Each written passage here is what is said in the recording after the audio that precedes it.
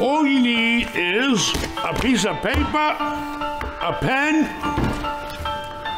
a calculator, a pack of Newports, and a lighter for a cigarette break. Okay, here we go. You find a building, it's 10 units. It's 100 grand a unit they're asking. 100 grand a unit times 10 units is $1 million. You go to the bank, you tell them you want to buy the building. You want to borrow 80%. The bank loans you $800,000. Loan. 1 million from 800,000 is 200,000. That is your down payment. That's the structure of the deal, clean and simple. But you tell the bank, I'll borrow that 800 grand from you, but I want it at interest only for at least 2 or 3 years at 4% interest. The bank's gonna cry, no, no, no. Eventually it's okay, see you later. You'll find a bank that'll say yes. Sometimes you may even have to use a mortgage broker to help you if it's your first time, and they'll get it done. There's a lot of banks out there with a lot of money to loan, and as long as the property's decent and you're decent, they'll loan you that money and they'll work with you. Don't be afraid to try to bargain with banks. Everything is bargaining. There's nothing etched in stone in lending or buying real estate. Everything's negotiable. Don't be afraid to negotiate. You can always go up, but you can't go down. Let's say everything works out. You got a loan, you buy the building for $1 million, you owe the bank 800 grand, you put $200,000 out of your hard-earned savings and money your grandpa left you or wherever it came from, and then you have 10 apartments paying you $1,000 a month. That gives you a monthly income of $10,000 a month, $120,000 a year. It should be less, but taxes, property taxes, meaning insurance, some sort of maintenance, some sort of management, utilities, pay the lawn guy, maybe there's a pool there, I don't know. I'm way over estimating at half of your income will go to your expenses, just to play it safe. That's a very safe zone you're in right now. $5,000 a month out of your $10,000 a month, which is your expenses, which is $60,000 a year. That's gonna leave you the other half, $5,000, and another $60,000 is what you call your NOI, net operating income. But there's one person we can't forget. The bank wants their interest on their money. They make their living off of that 4%. You owe the bank $800,000 on that $1 million purchase. $800,000 at 4% equals 8 times 4, 32. You don't need a friggin' 6th grade education to know that one, because I never went past the 6th grade. 8 times 4 is 32.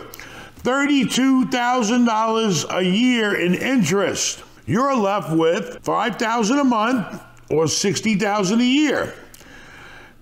32,000, now I need a calculator, divided by 12, you're gonna pay the bank every single month $2,666 in interest only.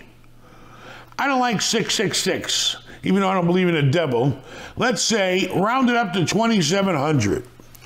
Out of your $5,000 a month you're collecting, you're gonna make a monthly payment to the bank of 2,700. Out of 60,000 a year, you're gonna pay the bank, it's 32,000. Back to the calculator. 5,000 a month minus 2,700. You're left with $2,300 a month, or annually $28,000 a year. A month, a year. Yeah, I'll even give you an R there, and I'll give you an O there. All this for a $200,000 investment. Typically, a $200,000 investment, you'd be hitting a home run with any brokerage or anywhere if you got 10%, which is unheard of. That would give you only $20,000 a year. You're getting $28,000 a year. So $28,000 on a $200,000 investment, multiply that by, I'd say, it's not 10, it's going to be about 14%. 28 on the nose. You're going to get a 14% return on your money, baby. And the beauty of it too is, and please consult your CPA, that income, by the time you write off all your expenses and you write off the interest on your mortgage and you depreciate what's left over, all your tax will be deferred until you sell the property. And if you 1031, it even keeps getting deferred.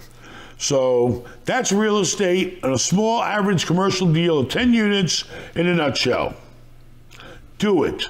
Go find an agent, go find a broker, go find a bank. I don't care. If you got 200 grand laying around or you can scrape up, go find a deal. Make sure the units rent for at least $1,000 a month. Buy 10 of them.